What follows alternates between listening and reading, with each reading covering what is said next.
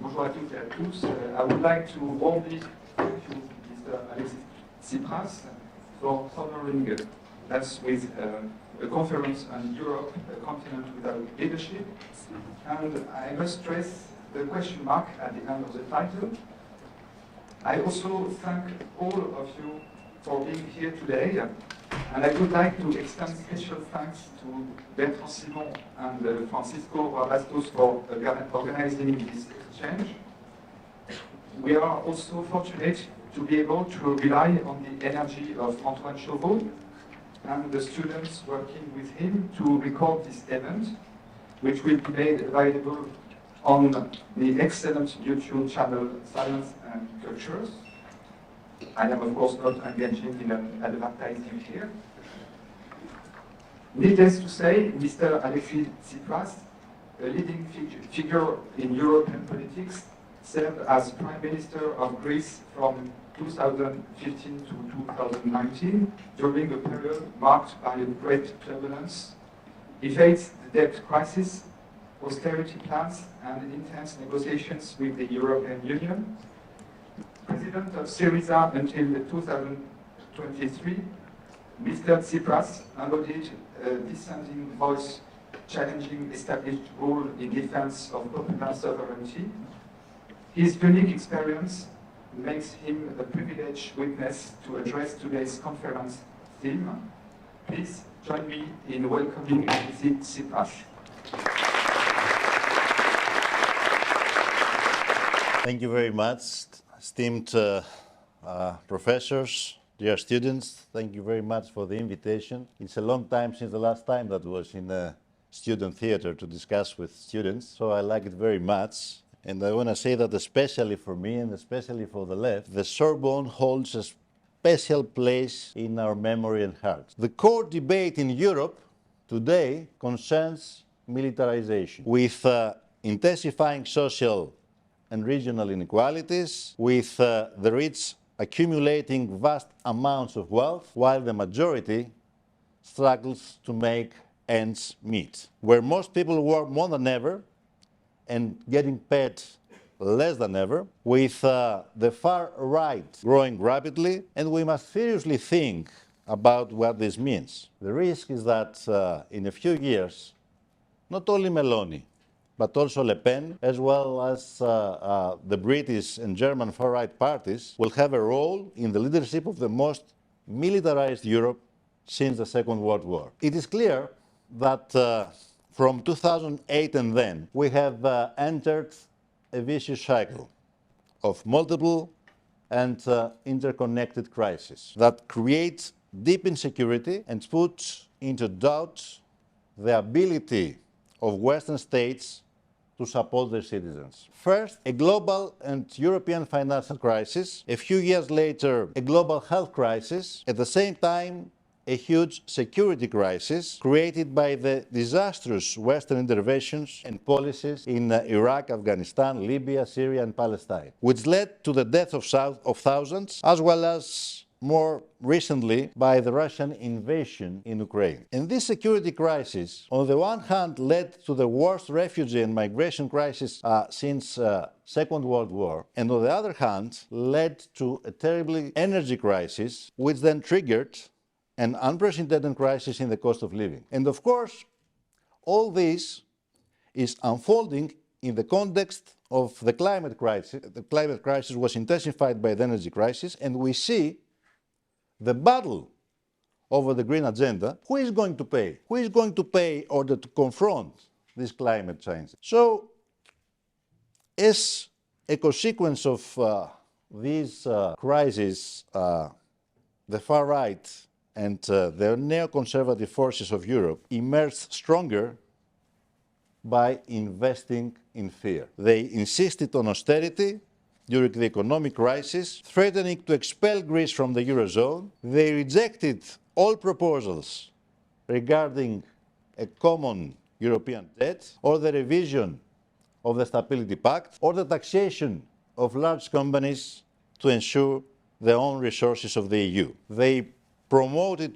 immigration policies that reject European solidarity, violate international law, endanger human lives. They supported national entrenchment, leading to Brexit. They undermined the Green Agenda, and in foreign policy, they blindly supported all-American interventions, preventing any meaningful dialogue for the creation of a strong common foreign and security policy would make Europe a force for peace and stability. So, today, Europe's inability to inspire or promote reforms in face of recurring crises has revealed serious vacuum in leadership and, above all, vision. This crisis undermines the future of Europe and threatens the interests of its people. And the European leadership appears to be part of this crisis rather than part of the solution. Despite some positive results that the EU has historically achieved for European citizens, such as the protection of human rights, peace, and support for democracy, its structural weaknesses, especially after the 2008 financial crisis, have widened the gap between its member states and made the Union fall behind in geopolitical developments and global economic competition. The EU is now facing challenges in many critical areas, in its economy, in its foreign policy, in the way it functions, but above all, in the lack of a coherent social contract with its citizens that would make them believe in the European project. The first serious challenge is the widespread economic and social pressure on European citizens. And we are not only seeing it in countries like Greece, we are also seeing it here in France and even in Germany. The cost of living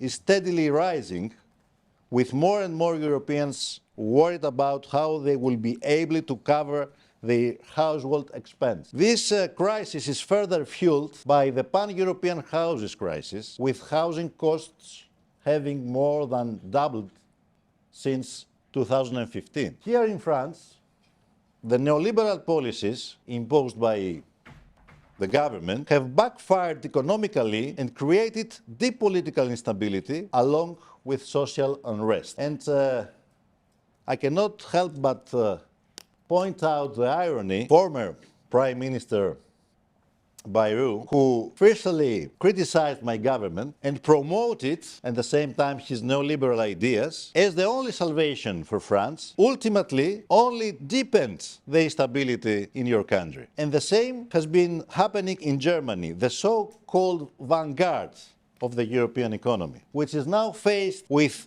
a shrinking GDP, rising inflation and unemployment that exceeded the psychological threshold of 3 million just August. This explosive mix of growing inequalities, lack of social cohesion, and policies of divergence rather than convergence has fueled deep social discontent towards the entire European Union project. And unfortunately, in the face of this dark prospect, there are no proposals for reforming the European Union's economic architecture or strengthening European cohesion funds, but only efforts to limit them in favor of defense funds. The second existential threat to Europe is a demographic crisis. Economic and job insecurity, the high cost of living, and the dismantling of the welfare state all contribute to make Europe an aging continent. But the demographic crisis is not cultural. It is primarily a crisis of hope and expectations. Instead of asking why don't young people have children, we should ask what kind of Europe have we built for our children to grow. And instead of asking why it is our economy not sufficiently equipped with a strong labor force and a healthy labor market, let us ask ourselves, can this be achieved with the current immigration policy? The third major crisis is the geopolitical one. The post-war system was not based only on Yalta and the military balance between the great powers. The United Nations and the European community were established in a world that allowed the development of multilateral diplomacy and were strengthened after détente between the great powers and the Helsinki Final Act.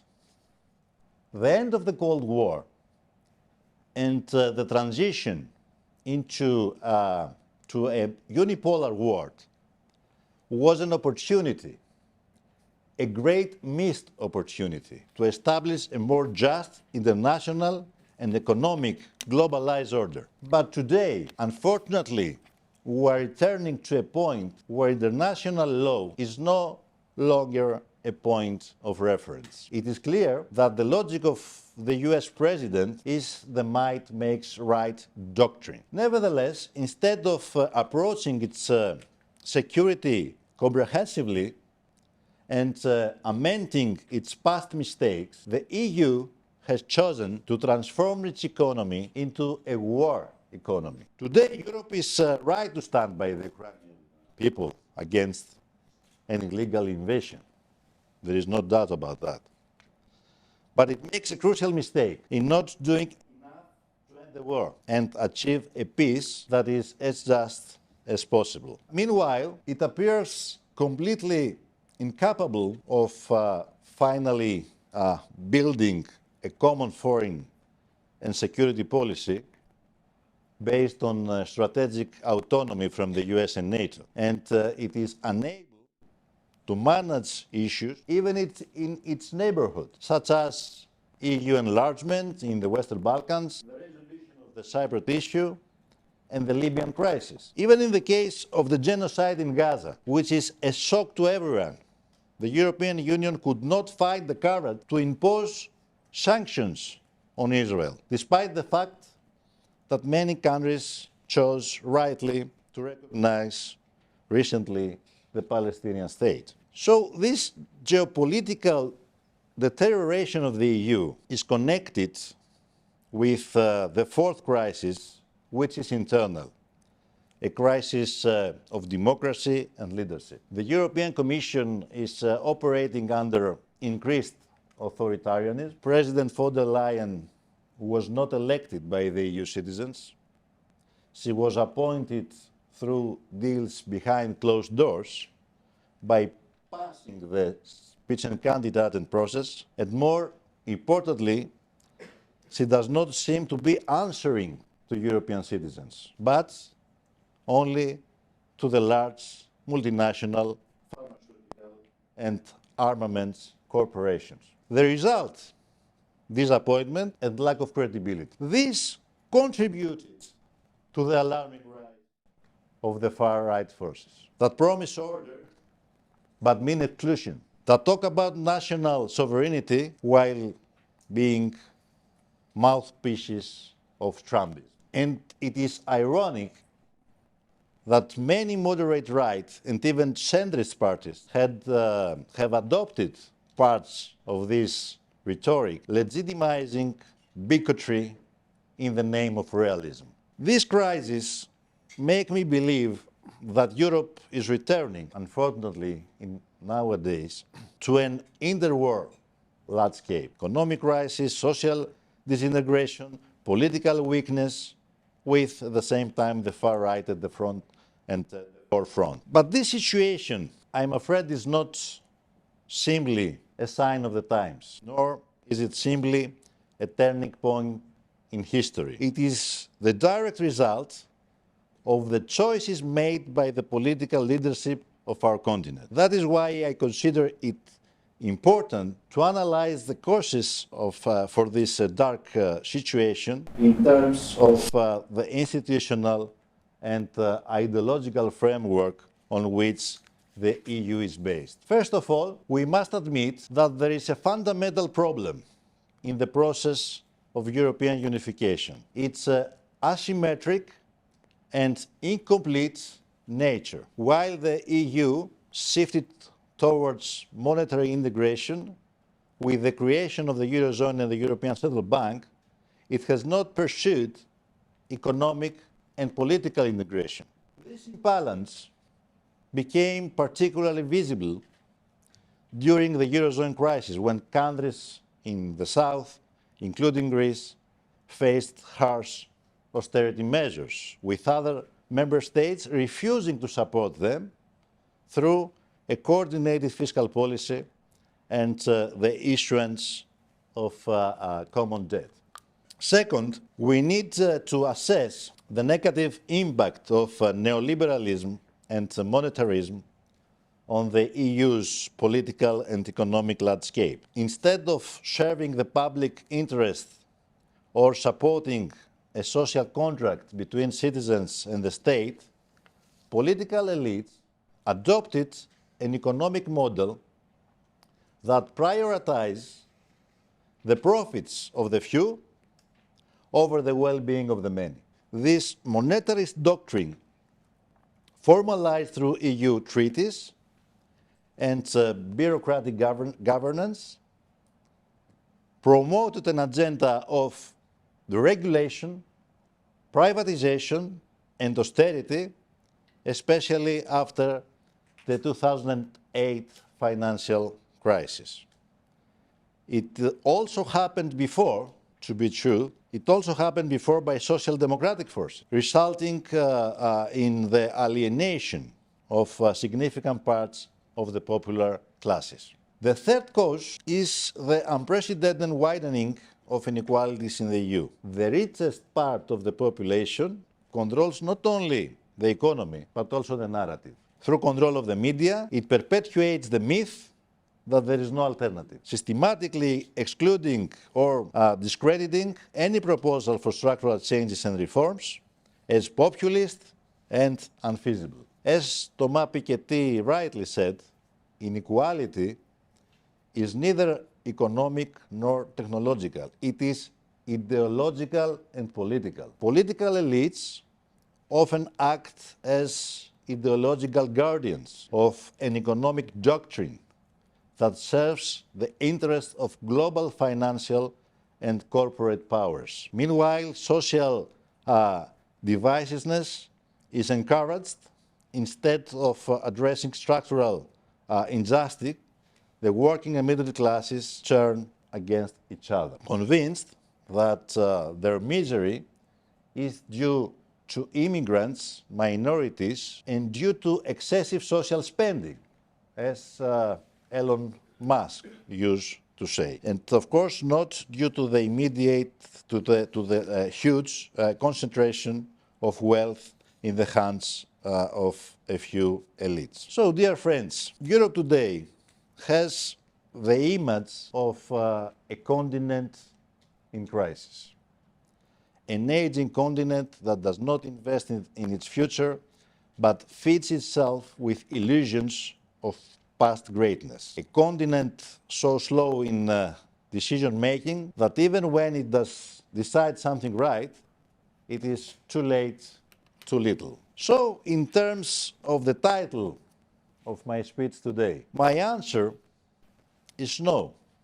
Europe is not a continent without leadership. It is a continent with the wrong leadership. Neoconservative, neoliberal, and inadequate. A leadership sleepwalking towards the edge of the cliff. For this reason, what we need today, more than ever, I think that it is a new, progressive European vision. And let me now explain the significant parts of this vision. The first part of this plan has to be centered on safeguarding and reinforcing cohesion funds and convergence policies, especially in a time when addressing regional and social inequalities is more important than ever. In this context, the demographic issue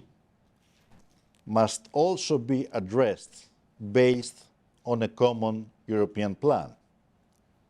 As Tony Benn said, if you can find money to kill people, we can find the money to help people as well. But EU social cohesion is also the most important policy for its security. A Europe without social cohesion, it's much more vulnerable to external attacks and interference than a Europe with not enough weapons. So if the first part is about the cohesion, the second part of this plan concerns the strategic sector of the European economy that must be given priority. For this, it is necessary to return to the discussion that opened after the end of the pandemic about the industrial policy and investment path for Europe, which was unfortunately completely undermined by the war agenda. Just a year after the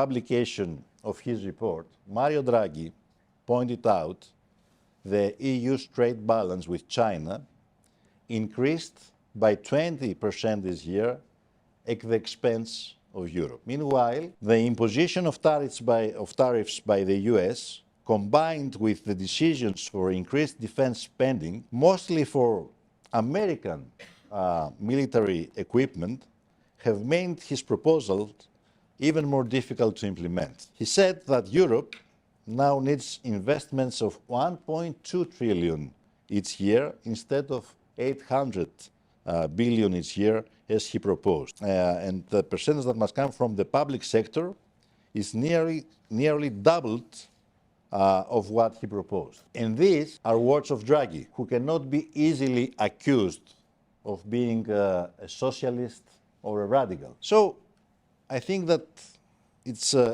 very clear that we need public investments, not only for arms purchases that will boost the United States economy, but also for a new industrial strategy for Europe. The third part should be the expansion of the mechanism for issuing common debt established within the framework of the Recovery Fund during the pandemic. A proposal that progressive forces have been putting forward for years is perhaps the most successful example of European policy in recent years.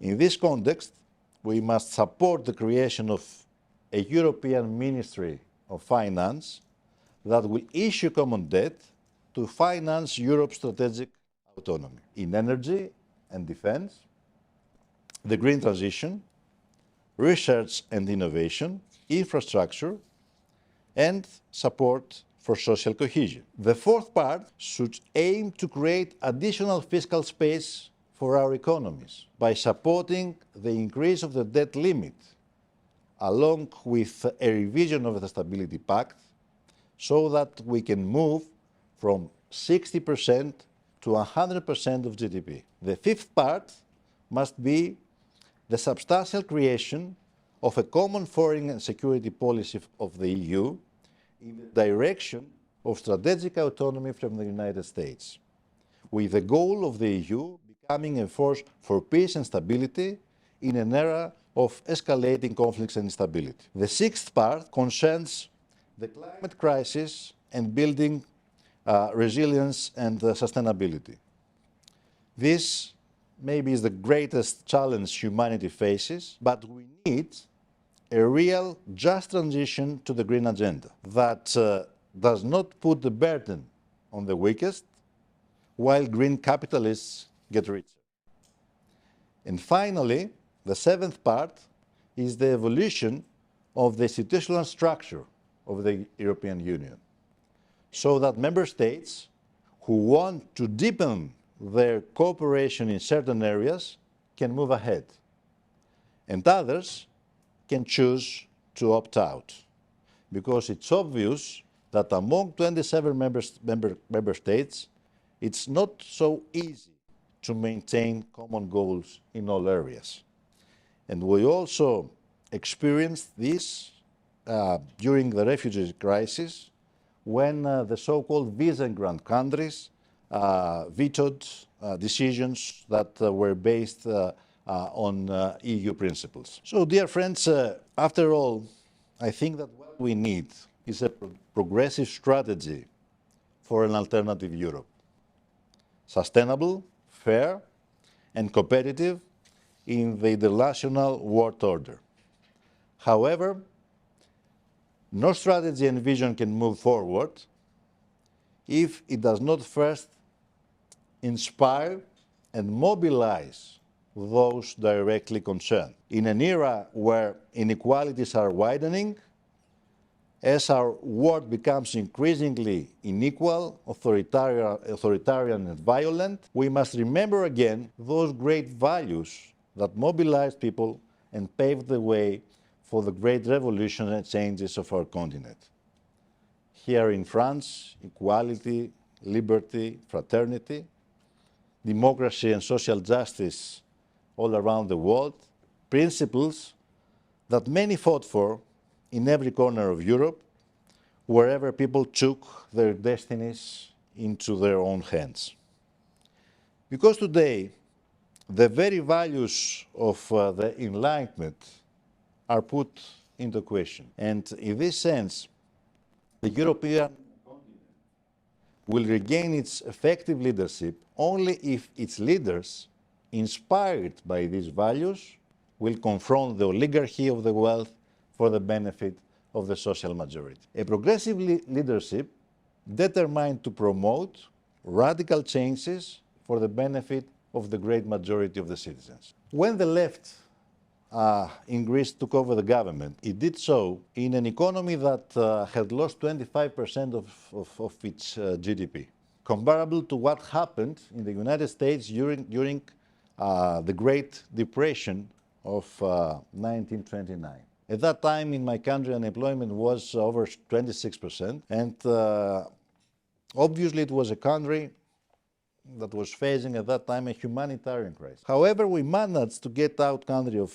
this crisis and restructure its debt so that today it is protected from international markets. But most importantly, we achieved this to get out, to restructure our debt and have an access to the markets, while we protected the most vulnerable people. And this was the reason why, after this very tough experience for the Greek people and for my government, in the elections of 2019, after the end of the memoranda in 2018, we got 32%, with a significant majority in working class neighborhoods and amongst youth. So many say that the left should not have taken on this difficult path of consolidating public finances or of reducing deficits and debt. That left should have led to the right forces to do something like that. That it was a big, great mistake for Syriza and for me personally that we took at that time this hot potato. Those who believe this need only look at the statistics in Greece during the period when the left was in power and managed to pull the country out of bankruptcy and compare them with the subsequent period when the right wing was in power, with the economy having much greater fiscal margins. One would expect that with such large economic margins, even a center-right government would have improved the percentage of the population on the poverty line, and that a left-wing government would have failed to contain the deterioration of social indicators during a downward economic cycle. And yet, the exact opposite happened. During our time, the percentage of people in poverty decreased, while today, unfortunately, is increasing. During our time, income increased for the majority of the population, with the largest increase being 45% in the poorest 10% of the population, while the income of the richest 10% decreased. During the government of the right, the opposite happened. The income of the poorest 10% decreased approximately 8%, and the income of the richest 10% increased by 13%. So this is the difference between the left and the right. And this means that for the social majority, the left is useful, even more so, and especially, I will say, during difficult times. But the left that does not run away from challenges, the left that is grounded and not satisfied with only protesting, denouncing and resisting, but also dares to take on the responsibility of governance in order to serve the interests of the social majority. And I think that the same applies to France, where we are witnessing the collapse of the neoliberal experiment. Despite promises of reform, the government introduced tax cuts for the rich and harsh fiscal discipline for the many, paving the way, unfortunately, for the far right. But the left, I think, is now, the French left, I think it's now more useful than ever for the majority, to the majority of the French, of French society. Not just to protest, nor, of course, to ignore reality, but to get the society and the country out of the crisis by making sure the burden is shared fairly, not thrown on workers, employees, young people,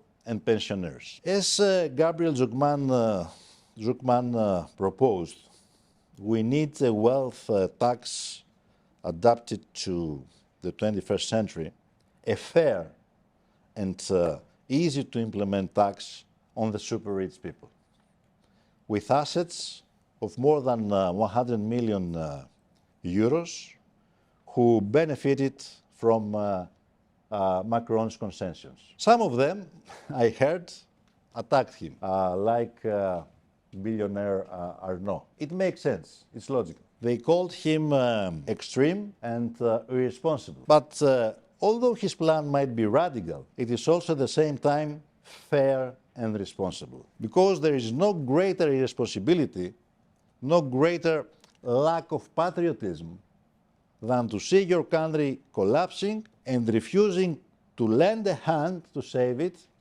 when you clearly can. And the only way to save our countries is by restoring justice and social cohesion. Because politics that will not touch the most wealthy cannot reduce deficits.